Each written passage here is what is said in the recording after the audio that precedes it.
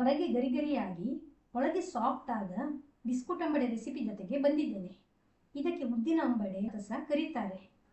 ಇದು ಸಂಜೆ 1 cup coffee ಅಥವಾ ಟೀ ಜೊತೆ ಸವಿಯಲು ತುಂಬ ಚೆನ್ನಾಗಿರುತ್ತದೆ. ದಕ್ಷಿಣ ಕನ್ನಡ ಜಿಲ್ಲೆಯ ಯಾವುದೇ ಹೋಟೆಲ್ಗಳಲ್ಲಿ ಹೋದರೆ ನಿಮಗೆ ಸಾಮಾನ್ಯವಾಗಿ ಸಿಗುವ ತಿಂಡಿಗಳಲ್ಲಿ ಈ ಬಿಸ್ಕುಟ್ ಅಂಬಡೆಯು ಒಂದು. ಸಿಂಪಲ್ ಆಗಿ ಇದನ್ನು ಮನೆಯಲ್ಲೇ ತಯಾರಿಸಬಹುದು. ತಯಾರಿಸುವ ವಿಧಾನ ಹಾಗೂ ಬೇಕಾಗುವ ಇಂಗ್ರೀಡಿಯೆಂಟ್ಸ್ ಏನಂತ ನೋಡೋಣ. ನಮಸ್ತೆ, ನಿಧಿ ಅಡುಗೆಗೆ ನಿಮಗೆಲ್ಲರಿಗೂ ಸ್ವಾಗತ. ಹಾಗೆ ವಿಡಿಯೋ ಇಷ್ಟವಾದರೆ ಪ್ಲೀಸ್ ವಿಡಿಯೋಕ್ಕೆ ಒಂದು ಲೈಕ್ ಕೊಡಿ ಹಾಗೂ ಚಾನಲನ್ನು ಸಬ್ಸ್ಕ್ರೈಬ್ ಮಾಡಿ.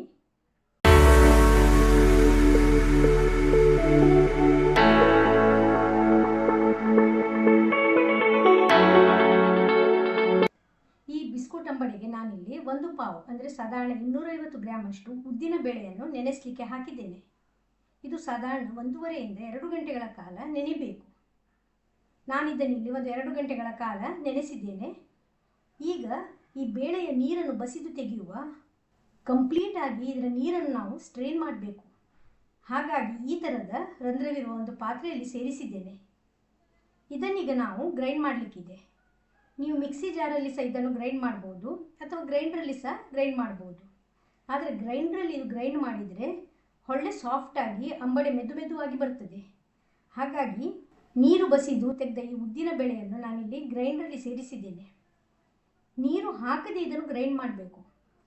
ಅಗತ್ಯ ಎನಿಸಿದರೆ ಸ್ಪೂನ್ ಉಪಯೋಗಿಸಿ 2-3 ಸ್ಪೂನ್ ನೀರನ್ನು ಸೇರಿಸಬಹುದು. ಗಟ್ಟಿಯಾಗಿ ಇದನ್ನು ಈ ಥರದಲ್ಲಿ ರುಬ್ಬಬೇಕು. ಇಲ್ಲಿ 90% ಹಿಟ್ಟು ರುಬ್ಬಿದಾಗಿದೆ. ಈಗ ಇದಕ್ಕೆ ರುಚಿಗೆ ಉಪ್ಪನ್ನು ಸೇರಿಸುವ. ಚೆನ್ನಾಗಿ ಉದ್ದಿನ ಹಿಟ್ಟಿನ ಜೊತೆಗೆ ಈ ಉಪ್ಪಿದೆ ಅಲ್ಲ ಹಾಕಿದ್ದು ಹೊಂದಿಕೊಂಡು ಬರಬೇಕು.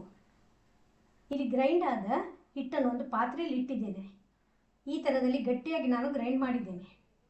ಇದಕ್ಕೀಗ 4 ಕಾಯಿಮೆಣಸಿನ ಚೂರುಗಳು, 15 ಕರಿಬೇವಿನ ಎಲೆ ಚಿಕ್ಕದಾಗಿ ಕಟ್ ಮಾಡಿದ್ದು, 1 ಇಂಚು ಶುಂಠಿಯ ಚೂರು, 1/4 ಸ್ಪೂನಷ್ಟು ಹಿಂಗಿನ ಹುಡಿ ಹಾಗೂ 2 ಸ್ಪೂನಷ್ಟು ತೆಂಗಿನಕಾಯಿಯ ಚೂರುಗಳು. ಬೇಕಾದರೆ ನೀವು ಕೊಬ್ಬರಿದು ಚಿಕ್ಕ ತುಂಡುಗಳನ್ನು ಸೇರಿಸ್ಬೋದು. ಇವಿಷ್ಟನ್ನು ಸೇರಿಸಿ ಒಂದ್ಸಲ ಚೆನ್ನಾಗಿ ಇದನ್ನು ಮಿಕ್ಸ್ ಮಾಡಬೇಕು. ಇವೆಲ್ಲ ಬೆರೆತ ಮೇಲೆ ಅಂಬಡೆ ಗರಿಗರಿಯಾಗಿ ಬರಲು ನಾನಿಲ್ಲಿ 1 ಸ್ಪೂನಷ್ಟು ಅಕ್ಕಿ ಹಿಟ್ಟನ್ನು ಸೇರಿಸ್ತಾ ಇದ್ದೇನೆ. ಇದು ಆಪ್ಷನಲ್. ನಿಮಗೆ ಅಂಬಡೆ ಇದೆಯಲ್ಲ ತುಂಬ ಕ್ರಿಸ್ಪಾಗಿ ಬರಬೇಕಾದ್ರೆ 1 ಸ್ಪೂನಷ್ಟು ಅಕ್ಕಿ ಹಿಟ್ಟನ್ನು ಸೇರಿಸಿ ಚೆನ್ನಾಗಿ ಒಂದ್ಸಲ ಮಿಕ್ಸ್ ಮಾಡುವ. ಅಂಬಡೆಯ ಹಿಟ್ಟಿನ ಕನ್ಸಿಸ್ಟೆನ್ಸಿ ನೋಡಿ ಈ ಥರದಲ್ಲಿ ಇರಬೇಕು. ಉಂಡೆ ಕಟ್ಟಲಿಕ್ಕೆ ಬರಬೇಕು.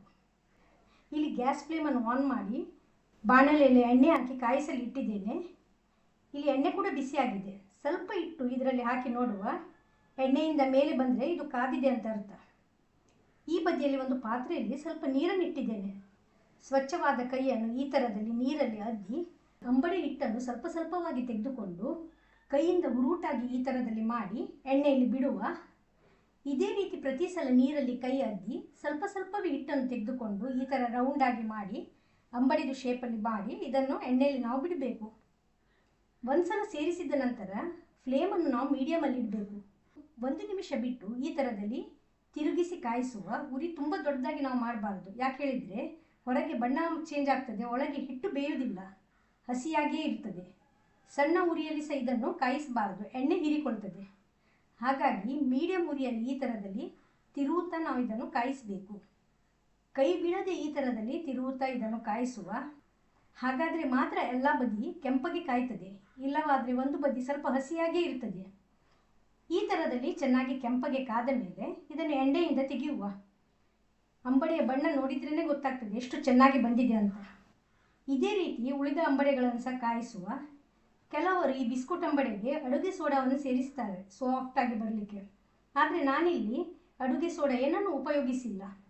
ಈ ಅಂಬಡೆಗೆ ಹಿಟ್ಟು ಗ್ರೈಂಡ್ ಮಾಡಿದ ರೀತಿ, ಹಾಕಿದ ನೀರಿನ ಪ್ರಮಾಣ, ಹಿಟ್ಟಿನ ಸ್ಥಿರತೆ ಅಂಬಡೆಯ ರುಚಿಯನ್ನು ನಿರ್ಧರಿಸ್ತದೆ. ಹಾಗಾಗಿ ಗಟ್ಟಿಯಾಗಿ ನೀರು ಸೇರಿಸದೆ ನುಣ್ಣಗೆ ಇದನ್ನು ರುಬ್ಬಬೇಕು. ಹಾಗೂ ಹಿಟ್ಟಿನ ಕನ್ಸಿಸ್ಟೆನ್ಸಿ ಸಹ ನಾನು ಹೇಳಿದ ರೀತಿಯಲ್ಲೇ ಇರಬೇಕು. ಈಗ ನೋಡಿ ಕಾದ ಅಂಬಡೆಯನ್ನು ಬಾಣಲೆಯಿಂದ ತೆಗೆಯುವ. ಇದು ಹೊರಗೆ ಈ ಥರದಲ್ಲಿ ಕ್ರಿಸ್ಪಾಗಿರ್ತದೆ.